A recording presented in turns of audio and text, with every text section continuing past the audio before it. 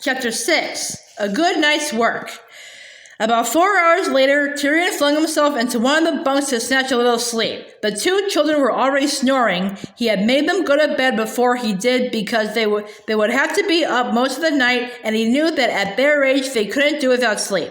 Also, he had tired them out. First, he had given Jill some practice in archery and found that, though not up to Narnian standards, she was really not too bad. Indeed, she had succeeded in shooting a rabbit, not a talking rabbit, of course. There are lots of the ordinary kind about in Western Narnia, and it was already skin clean and hanging up. He had found that both the children knew all about this chilly and smelly job, but he had learned that kind of thing on their great journey through Giant Land in the days of Prince Villian. Then he had tried to teach Eustace how to use his sword and shield. Eustace had learned quite a lot about sword fighting on his earlier adventures, but that had been all with a straight Narnian sword.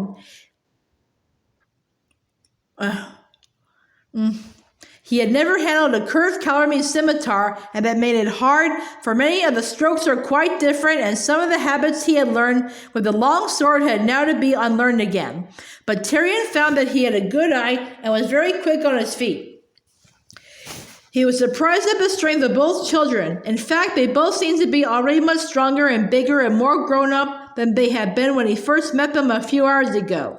It is one of the effects with which Narnian air often has on visitors from our world.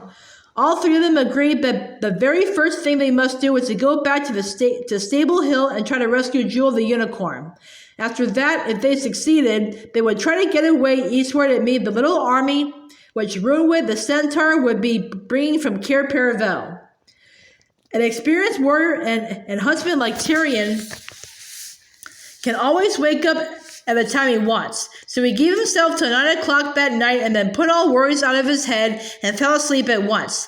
It seemed only a moment later when he woke, but he knew by the light and the very feel of things that he had time to sleep exactly. He got up, put on his helmet and turban, he had slept in his mail shirt, and then shook the other two till they woke up. They looked, to tell the truth, very gray and dismal as they climbed out of their bunks, and there was a good deal of yawning. Now, said Tyrion, we go due north from here. By good fortune 'tis a starry night, and it will be much shorter than our journey this morning, for then we went roundabout, but now we shall go straight. If we are challenged, then do you two hold your peace, and I will do my best to talk like a cruel, proud lord of Kellerman. If I draw my sword, then thou, Eustace, must do likewise and let Jill leap behind us and stand with an arrow on the string. But if I cry home, then fly for the tower, both of you. And let none try to fight on, not even one stroke, after I have given the retreat. Such false valor has spoiled many notable plans in the wars. And now, friends, in the name of Aslan, let us go forward. Up they went into the cold night.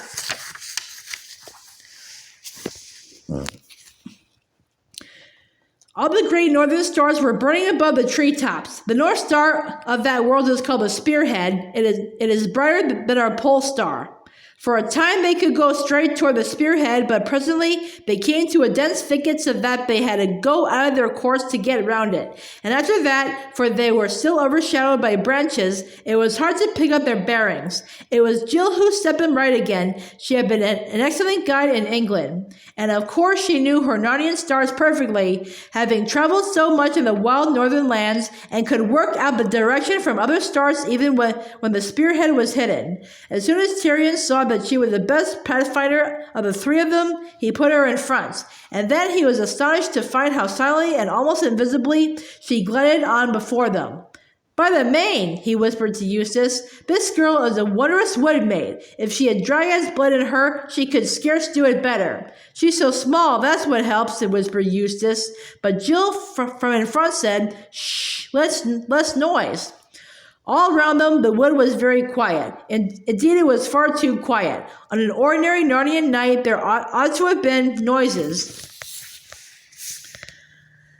An occasional cheery good night from a hedgehog, the cry of an owl overhead, perhaps a flute in the distance to tell of fauns dancing, or some throbbing, hammering noises from dwarfs underground. All that was silence. Gloom and fear reigned over Narnia.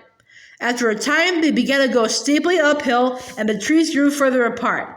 Tyrion could dimly make out the well-known hilltop and the stable. Jill was now going with more and more caution. She kept on making signs to the others with her hand to do the same. Then she stopped dead still, and Tyrion saw her gradually sink down into the grass and disappear without a sound. A moment later, she rose again, put her mouth close to Tyrion's ear, and said in the lowest possible whisper, "Get down, the better." She said V for C not because she had a lisp, but because she knew that the hissing letter S is the part of a whisper most likely to be overheard. Tyrion at once lay down, almost as silently as Jill, but not quite, for he was heavier and older. And once they were down, he saw how from that position you could see the edge of the hill sharp against the star-strewn sky. Two black shapes rose against it. One was the stable, and the other, a few feet in front of it, was a Calormene sentry. He was keeping very ill watch, not walking or even standing, but sitting with his spear over his shoulder and his chin on his chest. "Well done," said Tyrion to Jill. She had shown him exactly what he needed to know. They got up, and Tyrion now took the lead. Very slowly, hardly daring to breathe, they made their way up to a little clump of trees which was not more than 40 feet away from the sentinel. "Wait here till I come again," he whispered to the other two. "If I miscarry, fly."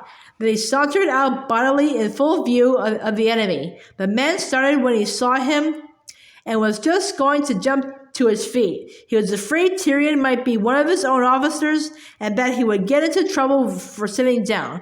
But before he could get up, Tyrion had dropped on one knee beside him, saying, "Art thou a warrior of the Tisrocks? May he live forever? It cheers my heart to meet thee among all these beasts and devils of Narnia. Give me thy hand, friend." Before he well knew what was happening, the Calormene sentry found his right hand seized in a mighty grip. Next instant, someone was kneeling on his legs and a dagger was pressed against his neck. "One noise and thou art dead," said Tyrion in his ear. "Tell me where the unicorn is and thou shalt live." Behind the stable, O my master," stammered the unfortunate man. "Good. Rise up and lead me to him." As the man got up, the point of the dagger never left his neck. It only traveled round, cold and rather ticklish, as Tyrion got behind him and settled it at a convenient place under his ear. Tremblingly, he went round to the back of the stable. Though it was dark, Tyrion could see the white shape of Jewel at once. "Hush," he said. "No, do not neigh. Yes, Jewel, it is I. How have they tied thee?" "Hobbled by all four legs and tied with the bridle to a ring in the stable wall," came Jewel's voice. "Stand here, sentry, with your back to the wall. So. Now, Jewel, set the point of your horn against this Calormene's breast."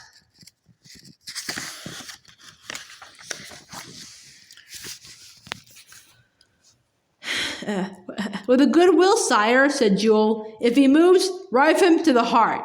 Then in a few seconds, Tyrion cut the ropes. With the remains of them, he bound the sentry hand and foot. Finally, he made him open his mouth, stuffed it full of grass, and tied him up from scalp to chin so that he could make no noise, lowered the man into a sitting position, and set him against the wall.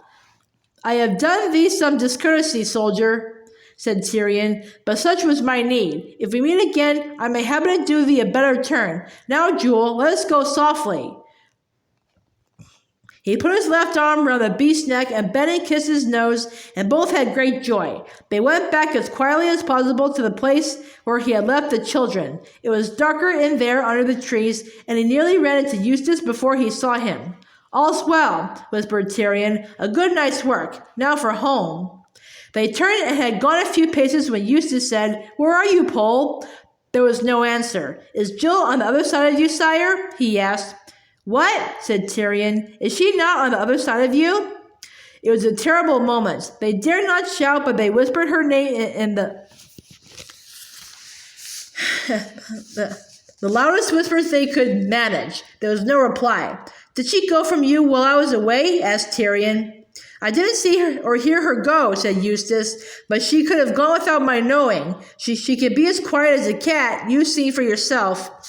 At that moment, a far-off drumbeat was heard. Jewel moved his ears forward. Dwarfs, he said, and treacherous dwarfs. Enemies, as likely as not, muttered Tyrion. And here comes something on hoofs, much nearer, said Jewel. The two humans and the unicorn stood dead still. There were now so many different things to worry about that they didn't know what to do. The noise of hoofs came steadily nearer, and then, quite close to them, a voice whispered, "Hello, are you all there?" Thank heaven it was Jill's. "Where the devil have you been to?" said Eustace in a furious whisper, for he had been very frightened. "In the stable," gasped Jill, but it was the sort of gasp you give when you're struggling with suppressed laughter.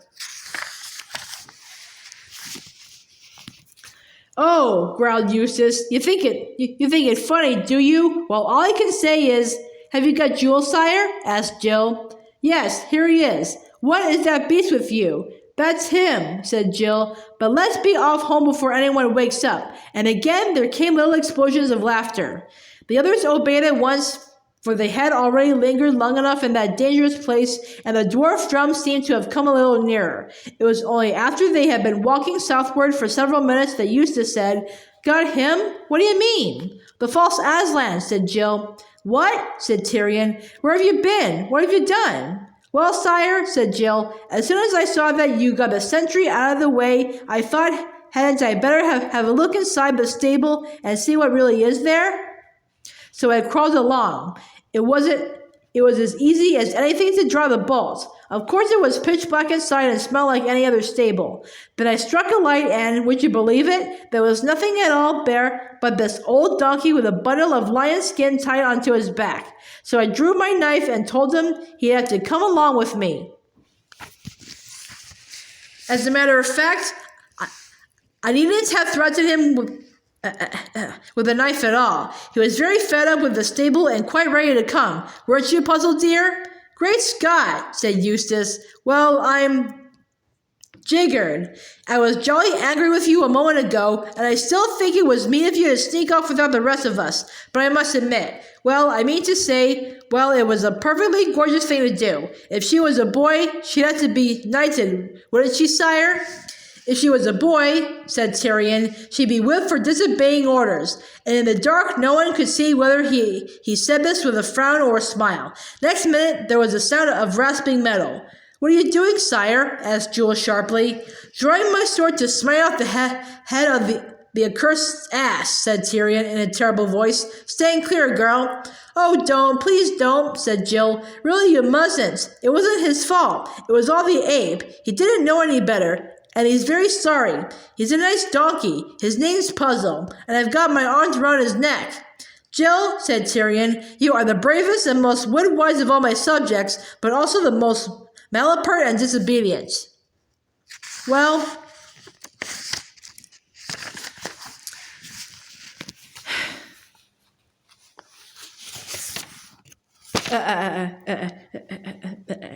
let the ass live. What have you to say for yourself, ass?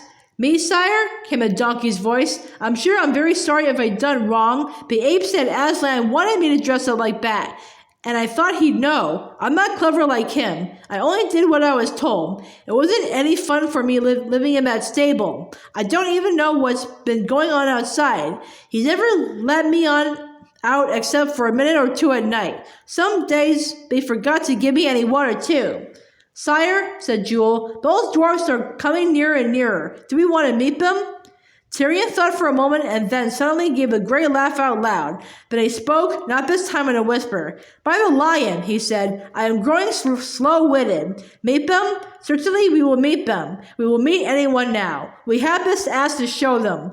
Let them see the thing they have feared and bowed to. We can show them the truth of the ape's vile plot. His secret's out. The tide's turned. Tomorrow we shall hang that ape on the highest tree in Narnia. No more whispering and skulking and disguises. Where are these honest dwarfs? We have good news for them." When you have been whispering for hours, the mere sound of anyone talking out loud has a wonderfully stirring effect. The whole party began talking and laughing. Even Puzzle lifted up his head and gave a grand ha he, a thing that Abe hadn't allowed him to do for days. Then they set off in the direction of the drumming. It grew steadily louder, and soon they could see torchlight as well. They came out on one of those rough roads, we should hardly call them roads at all in England, which ran through Lantern Waste. And there, marching sturdily along, were about 30 dwarfs, all with their little spades and mattocks over their shoulders. 2 armed cavalrymen led the column, and 2 more brought up the rear. "Stay!" thundered Tyrion as he stepped out on the road. "Stay, soldiers! Whither do you lead these Narnian dwarfs, and by whose orders?"